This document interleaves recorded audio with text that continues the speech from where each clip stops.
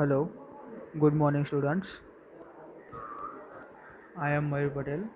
હું તમારો energy technology subject લેવાનો છું. ઓકે, એનર્જી ટેકનોલોજીના સિલેબસ ઉપર આપણે વાત કરીએ તો ટોટલ એનર્જી ટેકનોલોજીમાં ટોટલ 6 ચેપ્ટર છે. ઓકે, તેમાં ફર્સ્ટ ચેપ્ટર છે an introduction of energy sources. Energy sources કયા કયા છે, તેના ટાઈપ્સ છે, જેમ કે રિન્યુએબલ સોર્સિસ છે, નોન રિન્યુએબલ સોર્સિસ છે, કન્વેક્શનલ સોર્સિસ છે, નોન કન્વેક્શનલ સોર્સિસ છે. અત્યારે ઇન્ડિયામાં એનર્જી કન્ઝપ્શન કેટલું ચાલે છે તે બધું આપણે જોઈશું કે એન ઇન્ટ્રોડક્શન ઓફ એનર્જી સોર્સિસની અંદર ફર્સ્ટ ચેપ્ટરમાં. સેકન્ડ ચેપ્ટર છે તે છે energy efficiency in thermal utilities. Okay, energy efficiency in thermal યુટિલિટીઝમાં આપણે જોવાનું છે કોલ એટલે કોલસો, ફ્યુલ્સ એન્ડ કમ્બશન, તે એટલે નોન રિન્યુએબલ સોર્સિસ. ઓકે, એટલે કન્વેક્શનલ સોર્સિસ. એમાં કોલ આવી જશે, જે સોર્સ આપણે એકવાર વાપર્યા પછી બીજી વાર તેને આપણને મળતો નથી, ફરી આપણને પ્રોડ્યુસ થતો નથી, તો તેવા સોર્સને આપણે renewable sources non renewable sources કહીશું, એટલે કન્વેક્શન સોર્સ કહીશું. ઓકે, જેમાં આવી ગયું કોલ, આવી ગયું કોલ, ફોસિલ ફ્યુલ્સ, એ બધું આવે છે ને તે આપણે એક જ વાર વાપર્યા પછી તેમાંથી વારે ઘડીએ તે પ્રોડ્યુસ ના થાય. ઓકે, તે બધા આપણે સેકન્ડ ચેપ્ટર્સમાં જોઈશું.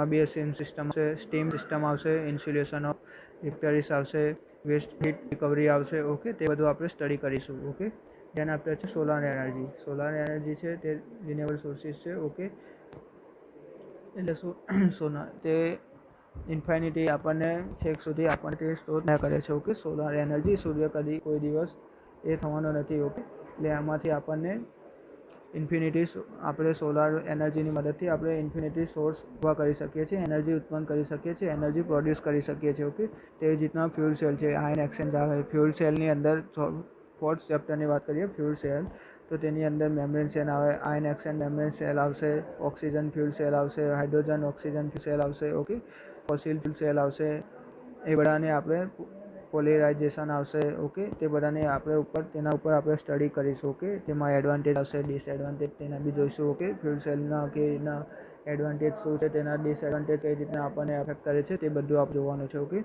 ધ્યાન આપણે ફિફ્થ ચેપ્ટર આવશે. ફિફ્થ ચેપ્ટરમાં કેવું છે, એનર્જી ફ્રોમ બાયોમાસ.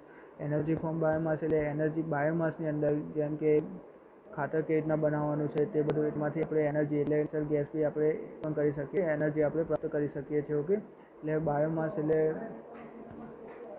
આપણે ખાતરને તે બધાને એક ખાડાની અંદર કલેક્ટ કરીને તેમાંથી ખાતર બનાવતા છીએ, એમાંથી બાયોમાસ એટલે એક જાતની એક એનર્જી બી આપણને મળતી છે. ઓકે, બાયોગેસ ફર્ટિલાઇઝર પ્લાન્ટ ને તે બધામાંથી આપણને જે એનર્જી મળે છે તે આમાં જોવાનું છે. Okay, biogas generation, conversion technology, photosynthesis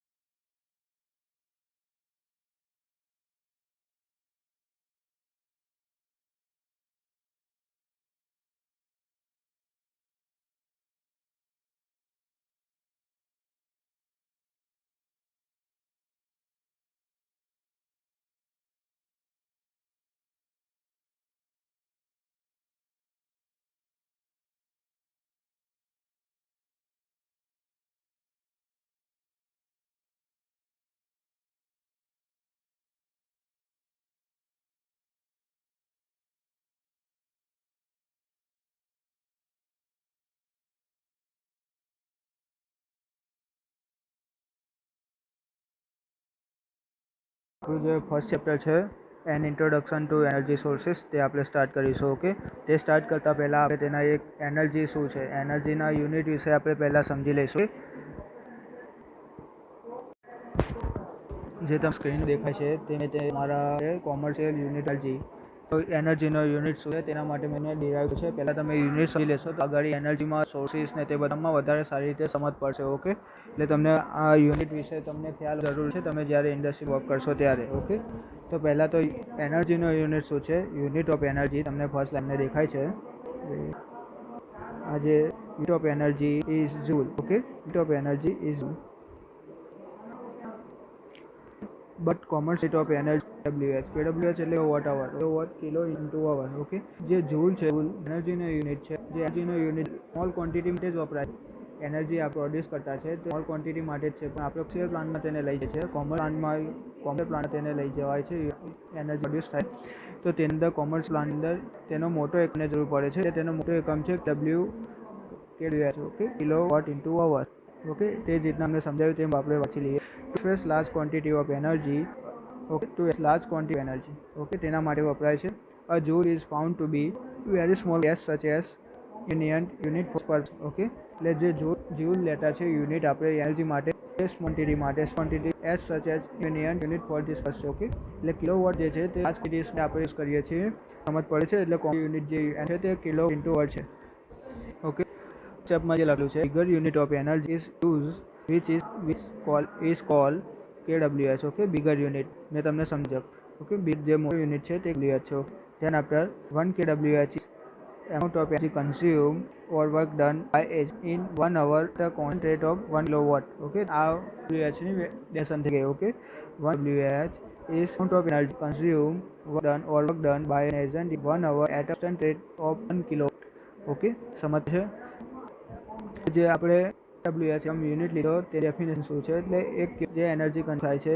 okay, 1 અવરની અને 1 KH કહેવાય, 1 કિલોવોટ ટુ અવર. ઓકે, એકમ આપણે જૂલમાં તેને લઈ. Okay, KWH equal to W એટલે ઇન્ટુ 1. આ એકમને છૂટા સેપરેટ કરેલ. દેન આફ્ટર કિલો એટલે 3 ઘાત. ઓકે, એટલે 1000 વોટ એ જગ્યાએ આપણે 1000 લખીએ. 1000 વોટ ઇન્ટુ 1. 1000નો એકમ છે જૂલ અપોન વોટને આપણે જૂલ અપોન સેકન્ડ તરીકે બી લખી શકાય છે. ઓકે, એટલે 1000 joule by second into 1 hour is to 60 minutes is equal to 3600 second. Okay, 3600 second એકમ ઉડી જશે. ઓકે, સેકન્ડ ઉડી જશે અને જૂલ વધશે એટલે 3.6 ઇન્ટુ 10⁶ જૂલ. ઓકે, 10⁶ એટલે mega. Okay, kilo mega. Okay, તે રીતના 3.6 મેગા જૂલ આપણે 1 KWH બરાબર આવશે. ઓકે, આ નીચે જે લખેલું છે BOTU board of trade unit તે આપણે KWHની આપણે યુનિટ તરીકે વપરાય છે. આપણે જે યુટિલિટીમાં જે આપણે વપરાશ કરીએ છીએ એનર્જીનો તે પ્રમાણે આપણે અત્યારે વપરાય છે. જેમ કે હાઉસ હોલ્ડ છે, ઇન્ડસ્ટ્રીઝ છે, ઓફિસમાં જે એનર્જી આપણે કન્ઝ્યુમ કરતા છે તે રીતે તેમાં વપરાય છે યુનિટ. ઓકે, તો આ તમે કોમર્શિયલ યુનિટ ઓફ એનર્જી છે જે મેં લખેલું છે એ તમે તેનો એક સ્ક્રીનશોટ લઈ લે તો તમને વાંચવા માટે સરળતા રહેશે. ઓકે, સમજ પડી ગઈ. પહેલાં જૂલનો જે યુનિટ છે તે એનર્જીનો જે યુનિટ છે તે આપણે લઈએ છીએ. જૂલ શું કામ લેતા છે, કારણ કે અત્યારે સ્મોલ ક્વોન્ટિટીમાં આપણે તેને યુઝ કરતા છે. હવે કોમર્શિયલ પ્લાન્ટમાં તેને લઈ જઈએ, કોમર્શિયલ પ્લાન્ટમાં તેને લઈ જવામાં આવે છે એટલે તેનો યુનિટ આપણે KWH થઈ જાય છે. ઓકે, KWH બરાબર kilo watt into hour. Okay, એટલે જ્યારે બિગર ક્વોન્ટિટી લાર્જ ક્વોન્ટિટી હોય એટલે ત્યારે આપણે તેને એનર્જીનો યુનિટ આપણે આ રીતે યુઝ કરીએ છીએ. ઓકે, સમજ પડી ગઈ. આનો બધા સ્ક્રીનશોટ લઈ લેજો. નાવ આપણે સ્ટડી કરીશું ટાઈપ્સ ઓફ એનર્જી ઉપર. ઓકે, આ તમને આ પેજ મેં સ્કેન કર્યું છે એટલા માટે વંચાતું નથી PDF માં. ઓકે, તો તમે ધ્યાનથી સાંભળી લેજો કે આ પેજમાં શું લખવામાં આવેલું છે. મેં આ તમને PDF બધી ગ્રુપમાં નાખીશ. ઓકે, લાઇટ પહેલું ફર્સ્ટ ઓફ છે લાઇટ એનર્જી. આ રીતના ઘણા બધા ટાઈપ્સ હોય છે પણ આપણે મેઇન 4 ટાઈપ્સમાં અત્યારે લીધેલું છે. Okay, light energy, heat energy, solar energy, hydro electric energy. Okay, આ રીતના તેના ટાઈપ્સ પડે છે.